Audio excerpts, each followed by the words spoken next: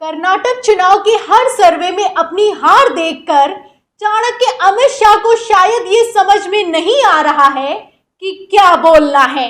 इसीलिए supreme court की फटकार के बावजूद बार बार मुस्लिम आरक्षण पर बयान दे रहे हैं। आपको बता दें कि एक बार फिर सुप्रीम कोर्ट ने कर्नाटक चुनाव की वोटिंग से ठीक एक दिन पहले अमित शाह को झाड़ा है। आज की सुनवाई में सुप्रीम कोर्ट में कैसे फजीहत हुई है आपको बताएंगे, लेकिन पहले मामला क्या है संक्षिप्त में बता देते हैं। हमने आपको खबर दिखाई कि किस तरीके से गृह मंत्री अमित शाह कर्नाटक के रोड शो में, रैलियों में लगातार ये कहते हुए नजर आए कि मोदी सरकार ने 4% मुस्लिम आरक्षण खत्म कर दिया है। जब ये मामला सुप्रीम कोर्ट पहुंचा, कहा गया कि ये तो तुष्टीकरण की राजनीति कर रहे हैं, ये तो धर्म के नाम पर वोट मांग रहे हैं। तो जब सुप्रीम कोर्ट में पहुंचा मामला कि 4% जो मुस्लिम आरक्षण खत्म करने की बात कर रहे हैं चुनावी रैलियों में, ये नहीं करनी चाहिए, तो सुप्रीम कोर्ट ने सख्त आदेश देते हुए कहा कि मोदी सरकार, ये जो डबल इंजन की सरकार है कर्नाटक में, ये मुस्लिमों का 4% का आरक्षण का जो फैसला है, आरक्षण को खत्म करने का जो फैसला है, उसे 9 मई से पहले लागू नहीं कर सकती है। 25 अप्रैल को सुप्रीम कोर्ट ने क्या कहा था, एक बार एक खबर देखिए, फिर इसके बाद मौजूदा मामला क्या है, आज क्या सुप्रीम कोर्ट में हुआ है, उस पर आते हैं।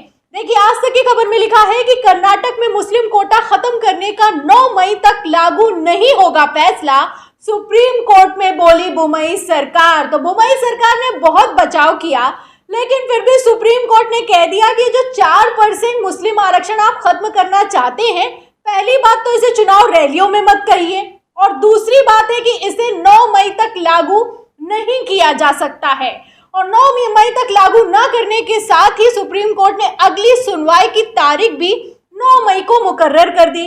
और अब जब आज के दिन सुप्रीम कोर्ट में सुनवाई होने चली, तो सबसे पहले सीनियर एडवोकेट दुष्यंत दवे ने बताया कि अमित शाह तो बाजी नहीं आए। आपने कहा कि 9 मई तक फैसला लागू नहीं होगा, उसके बाद भी अमित शाह लगातार मुस्लिम आरक्षण पर बयान दे रहे हैं। ये सुनते ही सुप्रीम कोर्ट के जज साहब भड़क गए। उन्होंने क्या कहा है जज साहब ने, उसको बताने से पहले अमित शाह कैसे लगातार बयान दे रहे हैं, आपको कुछ बयान याद दिला देती हूँ। देखिए, 25 अप्रैल को फैसला निकलकर सामने आया था कि जो मुस्लिम आरक्षण खत्म करने का फैसला है, मोदी सरकार लागू नहीं कर सकती है और इस पर बात भी नहीं कर रही थी। लेकिन उसके बावजूद लगातार गृह मंत्री अमित शाह ने किस तरीके के बयान दिए हैं, खबरें देखिए।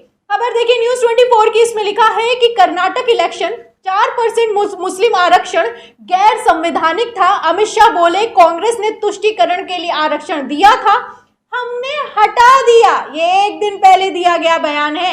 आगे देखिए एबीपी की खबर, इसमें लिखा है कि कांग्रेस मुस्लिम आरक्षण बढ़ाकर 6% करेगी तो कम किसका होगा, बोले अमित शाह, प्रचार खत्म होने से पहले चाहिए जवाब। तो प्रचार खत्म होने वाला था, उसके पहले भी आरक्षण पर ही बात कर रहे थे। 6% दोगे तो कम किसका करोगे, किसको दोगे, किसको नहीं दोगे, मुस्लिम आरक्षण का क्या होगा, हमने खत्म कर दिया है। इसी तरह की बयानबाजी लगातार गृह मंत्री अमित शाह की तरफ से की गई, जबकि सुप्रीम कोर्ट ने कह दिया था कि ये फैसला लागू नहीं होगा। और भी कुछ खबरें दिखाती हूँ। हिंदुस्तान की खबर देखिए, बार बार बोला गया है अमित शाह की तरफ से, वो बाजी नहीं आए हैं, आप खबरों से अंदाजा लगा सकते हैं। हिंदुस्तान की खबर देखिए, इसमें लिखा है कि मुस्लिम आरक्षण खत्म करना सही और पहले होना था, पार्टी के फैसले पर अड़े अमित शाह। जनसत्ता की खबर देखिए, इसमें भी लिखा है कि कर्नाटक असेंबली इलेक्शन 4% मुस्लिम रिजर्वेशन हमारी पार्टी ने खत्म किया, ये सच है। तो आप देखिए कि जब कह दिया सुप्रीम कोर्ट ने कि 9 मई तक लागू नहीं होगा, उसके बाद भी मैंने आपको खबर दर खबर दिखाया कि अमित शाह ने कैसे लगातार बयान पर बयान दिए हैं। ये बयान कोई पुराने नहीं है, सारे 8 मई के हैं, 7 मई के हैं। 25 अप्रैल को सुप्रीम कोर्ट ने कहा कि लागू नहीं कर सकते, इस पर बात नहीं करनी है, फिर भी अमित शाह लगातार इस पर बयान देते चले गए, मुस्लिम आरक्षण को खत्म करने का दावा करते हुए सुनाई दिए। सबसे पहला सवाल तो ये है कि जब सुप्रीम कोर्ट ने रोक लगा दी है, तो बार बार अमित शाह इस बात का दावा कैसे कर सकते हैं कि 4% मुस्लिम रिजर्वेशन को कर्नाटक में खत्म कर दिया गया है। और अगर खत्म कर दिया गया है तो सुप्रीम कोर्ट ने जो आदेश सुनाया है उसका क्या होगा, ये भी बता दीजिए। सुप्रीम कोर्ट का फैसला है। सुप्रीम कोर्ट ने कहा है कि लागू नहीं होगा, 9 मई को सुनवाई होगी अगली। तब तक का जो सब्र आप देख सकते हैं अमित शाह में नहीं है। उनके पास तो ऐसा लगता है कि कोई मुद्दा ही नहीं है, जबकि सुप्रीम कोर्ट ने कह दिया कि आरक्षण को नहीं खत्म कर सकते हैं, फिर भी लगातार आरक्षण पर बात की गई है। किस तरीके से कथित तौर पर तुष्टीकरण की राजनीति करी गई है आप देख सकते हैं। ये मसला सिर्फ और सिर्फ हिंदू वोट बैंक का दिखाई दे रहा है, क्योंकि जब सुप्रीम कोर्ट कह दे कि बात नहीं करनी और बात की जाए तो आप अंदाजा लगा सकते हैं कि चुनाव में मुद्दे को किस तरफ घुमाने की कोशिश की जा रही है। तो अब आपको बताते हैं कि जब सुप्रीम कोर्ट को पता चला कि हमने तो कहा था कि ये फैसला नहीं लागू होगा, उसके बाद अमित शाह इसी पर बयानबाजी देते रहे, तो सुप्रीम कोर्ट ने आज कैसे फटकार लगाई है सुनिएगा। देखिए खबर नव भारत टाइम्स की, इसमें लिखा है कि मी लॉर्ड अमित शाह ने मुसलमानों के आरक्षण हटाने का जिक्र किया, जज ने कहा ऐसा नहीं करना चाहिए। तो दुष्यंत दवे ने जैसे ही बताया सुप्रीम कोर्ट में कि ये तो लगातार बयान दे रहे हैं, आपने जबकि सुनवाई करने की तारीख 9 मई मुकर्रर की थी, लेकिन उसके बीच वो लगातार बयान देते जा रहे हैं। तो सुप्रीम कोर्ट ने क्या कहा, ध्यान से सुनिए।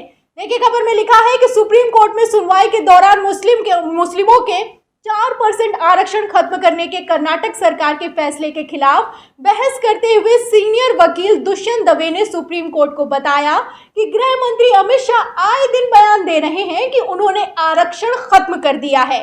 इस पर नागरत्ना जी ने कहा कि इस तरह के बयान नहीं देने चाहिए। तो सुप्रीम कोर्ट के जो जस्टिस हैं, जस्टिस नागरत्ना, उन्होंने कहा कि इस तरह के बयान नहीं देने चाहिए। और उसके आगे उन्होंने कहा कि जो आप कह रहे हैं अगर वो सच है तो ये बेहद आश्चर्य की बात है कि सुप्रीम कोर्ट टोक दे, उसके बाद भी देश का गृह मंत्री इस तरह की बयानबाजी करता रहे, तो आश्चर्य की बात तो होगी ही।